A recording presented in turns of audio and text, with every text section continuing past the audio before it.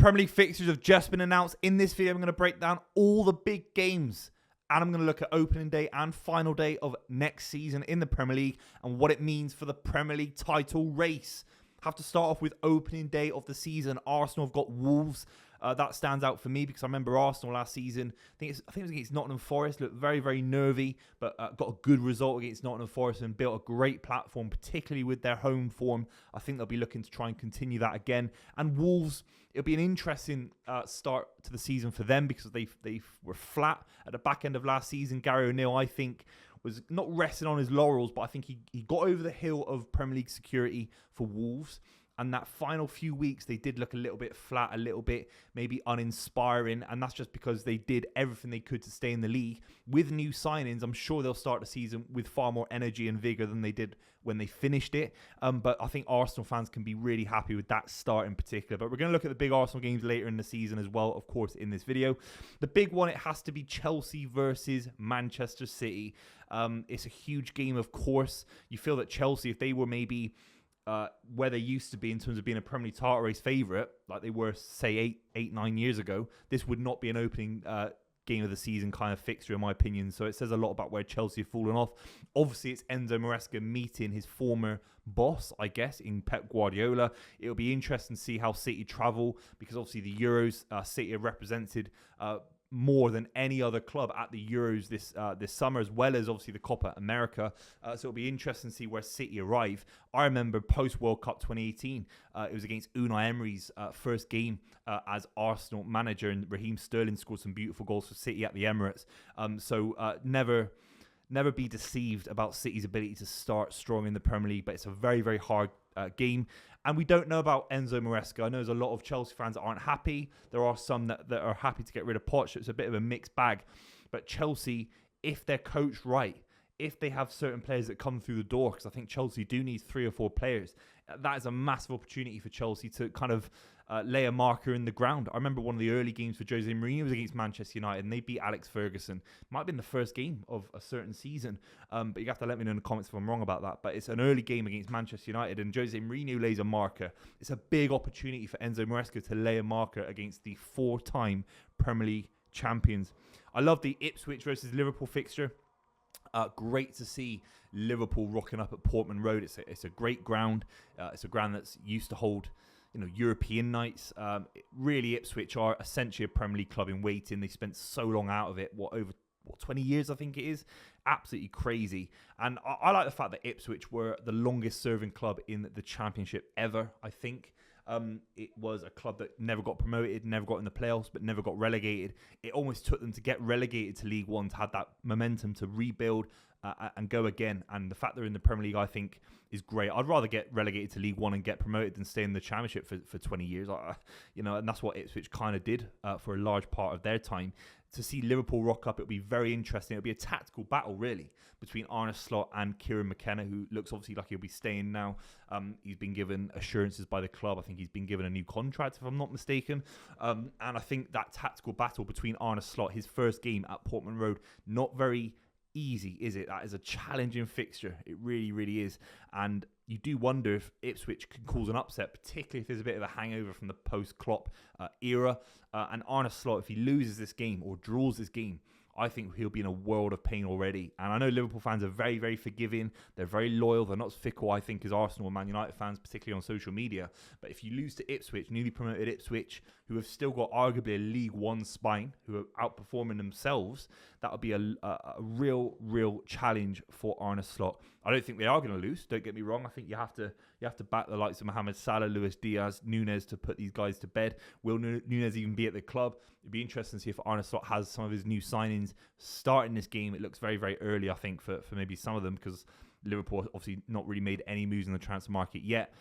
That usually happens after some of these bigger tournaments, of course. But it'll be a massive game nonetheless. Manchester United versus Fulham.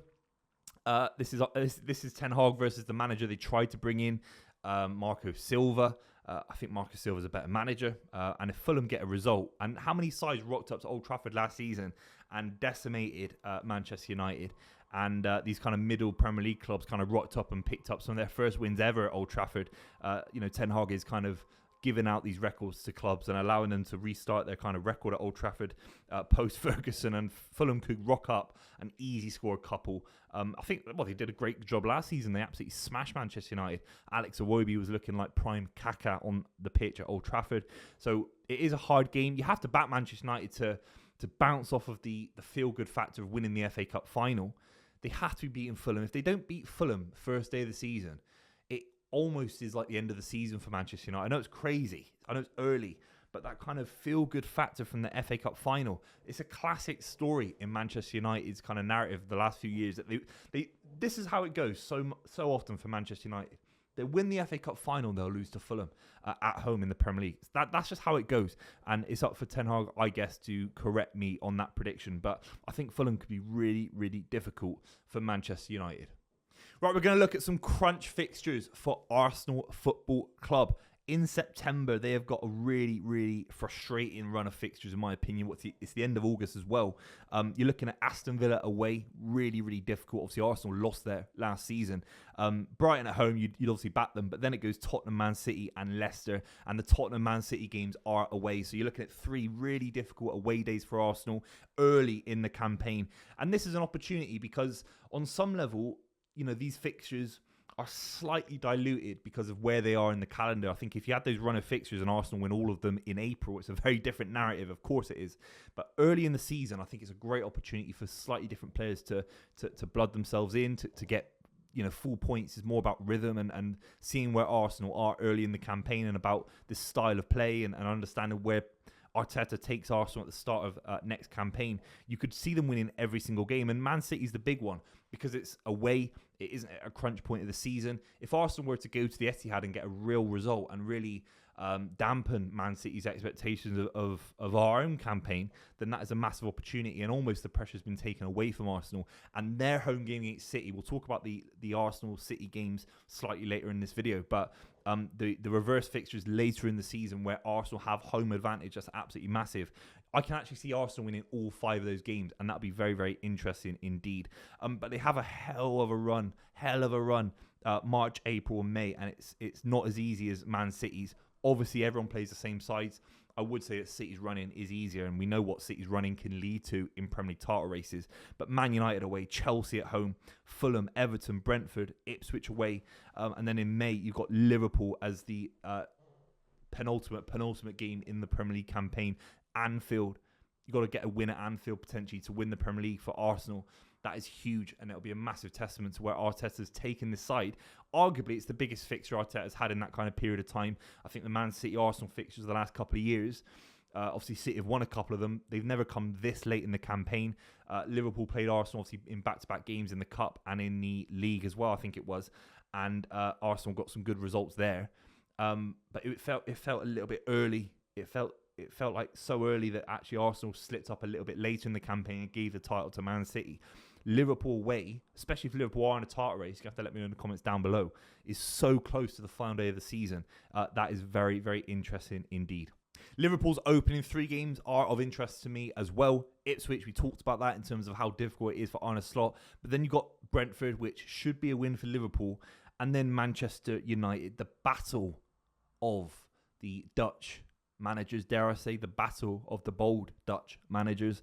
And if Arne Slot gets a huge win, I think the Manchester United owners will be looking at that thinking Liverpool have gone out and essentially copied us. Not saying they've brought in a very, very similar manager in the sense of his experience in the Dutch league. Obviously, the fact that he's come from a huge club in Holland, similar to Ten Hag. And if Liverpool convincingly beat Manchester United away from home, and I at the moment would back them to do that, then that surely raises concerns for Ineos. And that's why I've highlighted it as a fixture, because Manchester United, 3 games in, if they don't pick up a good win against Fulham, if they lose to Liverpool in the 3rd game of the season, that'll be massive, massive pressure on Ten Hag. And it always feels that this summer he was close to getting kicked out, and if it wasn't for the FA Cup final win, he's held on by the skin of his teeth, in my opinion, and they've left it late to kind of semi-confirm it, and it feels like they're just running down his contract a little bit. I don't think they've given him a contract upon recording this video. There's nothing like that in the pipeline. I would worry about Manchester United if they don't get at least if they don't get 7 points from the opening 3 games, I think they'd be in a world of pain. I really do. Because after that, it's Southampton away, Crystal Palace away. Southampton are a very, very well-organised machine. They should be losing to Manchester United, with all due respect to Southampton, with the money that Man United have in the squad. If Ten Hag doesn't get at least Man United in and around the 4th or 5th position of the Premier League table by game week 5, he is in a world of pain. Right, we have to talk about Man City's February. That also is in a world of pain. Arsenal away, Newcastle United at home, and we'll talk about them in a minute. Liverpool at home, Spurs away. That is the really, really difficult set of fixtures. And obviously in February, you've got deep runs in potentially the League Cup, potentially the FA Cup in and around there as well. And of course, even the Champions League kicks up again as well. That is a crazy run of fixtures. I have to talk about Arsenal away. It was a deflected goal that cost Man City at least a point in the game. I think City and Arsenal were very, very even. That is the opportunity of a lifetime for Mick Arteta. It really is. If it's at the Etihad, then he might be trying to go there and scraping for a draw. That is a different narrative. But at home, Arsenal fans will be absolutely galvanised by the idea that City can lose to Arsenal at home at the Emirates and Arsenal can get 3 points. So it's a massive, massive fixture. Arguably the biggest fixture in the Premier League next season. Newcastle United, I think, will be underrated. They might have to sell Isaac and or Bruno Guimaraes, but they'll still have the financial capability to get big wages on certain players, and I think they'll bring in some quality nonetheless. And Eddie Howe is still a fantastic manager. That is a hard fixture for Manchester City. City versus Liverpool. If Liverpool are firing, full of confidence, full of inspiration from Arne Slot, you never know. I think a lot of people are saying that Arne Slot's going to have a Unai Emery season potentially, or maybe even a Ten Hag season potentially, where it's a little bit flat, moments of optimism, and it's a longer term view. Then maybe you're right. But there's also a world where Arne Slot builds on the momentum that Jurgen Klopp built last season, and there was a lot of it. Cup finals, winning things, getting Liverpool back into the Champions League, getting great performances out of Szoboszlai, Alexis McAllister, Harvey Elliott turned into a whole different player. So you can look at it. You can look at Jurgen Klopp leaving and it being a Moyes-esque season for Arne Slot, or you could look at it being Guardiola taking on from Pellegrini, building on what was already laid out for him, and that is a very interesting argument. So what I'm saying is that Liverpool game could be massive for City and a lot harder than I think we're going to give it credit for. And Spurs away. Look, 1 win in the new stadium ever in the Premier League. It was a great win. Also a win in the FA Cup as well last season. So 2 records kind of broken for City. But it's a real hard fixture, and Ange Postecoglou might not even be there. It might be a whole different manager who might have a slightly higher caliber about him. But the run-in after that for City is very, very interesting. Nottingham Forest, Brighton, Leicester, Man United away. I kind of bolt that into the same group of clubs, really. Palace, Everton, Villa, Wolves, Southampton, Bournemouth and Fulham on the final day. Bournemouth and Fulham in the run-in for the Premier League title race. 5 in a row. Guardiola will be looking, I think, potentially to be leaving the club next season, and that run-in will ensure that at least one trophy that he's desperate to make happen. 5 in a row. Well, I don't see any club being able to do 5 in a row ever again, really, with the competitive nature of the Premier League. When he goes, there'll be this quality of club that can. I think Chelsea will be further along. I think Manchester United, Liverpool, Arsenal. If Newcastle can kind of free up money and spend more money, who knows? Suddenly you've got 5-6 clubs waiting in the wings for Guardiola's departure. I don't see how you win 5 in a row again. I really don't. It's absolutely crazy. And I think he'll be looking at that massively. But the running, even beyond that, Wolves, Southampton, Bournemouth, Fulham, the final 4, absolutely crazy. Villa at home, I think, would be a relatively straightforward fixture if City are fit and firing on all cylinders. Then you got Everton, Palace. I mean, the 7 fixtures in a row that are like non-top 6 sides except for Villa. And we never know where Villa could be. Villa could have a hangover from being in the Champions League like Newcastle last season. Right, the final day of the Premier League season. I'm hoping, not going to lie, that the Premier League relegation battle kicks up this season and gives us something a little bit more cinematic. A little bit like West Brom with Brian Robson, looking for some final day survival gems. That's what I'm looking for. And you look at Bournemouth, Leicester. I think Leicester have got the easiest set of fixtures going into the relegation battle. If they're in it, I really debate if they get Graham Potter, for example, if they get a new manager, if they'll even be in a relegation battle. But let's just say the top 3 Championship sides from last season, let's just say they are in a Premier League relegation battle. Ipswich and West Ham, that's difficult for Ipswich, no question about it, especially if Lopetegui's got West Ham fit and firing on all cylinders. Forest versus Chelsea, I think Forest will be in a relegation battle. And that's a really, really difficult fixture for Forest, even though they've got good results against Chelsea in the last few years. That is difficult. Southampton have got Arsenal at home, so you can almost write those 3 points off, especially if Arsenal need to win 1 or 2 more games to win the Premier League title race if they're in that position. Southampton are really, really struggling and in a world of pain. So it's very, very interesting for sure. I think if I had to be completely honest, I think Leicester City are going to stay in the Premier League based on their running, based on their quality in the side, based on that Premier League experience. It's good. It can't be 2 seasons in a row where promoted clubs from the Championship all get relegated again. So if you take that for granted, then I think someone like a Nottingham Forest, maybe a Wolves, if they're a little bit flat, maybe a Brentford, that's a massive game. Wolves-Brentford on the final day of the season, that could be a huge fixture as well. I think the real games that decide the Premier League title race are the Liverpool-Arsenal game on the 10th of May. That is a huge opportunity, as I said, for potentially one of those 2 clubs to build momentum and get 3 points. Maybe stop the other side from getting 3 points, try and nick a draw to influence the Premier League title race at the highest level.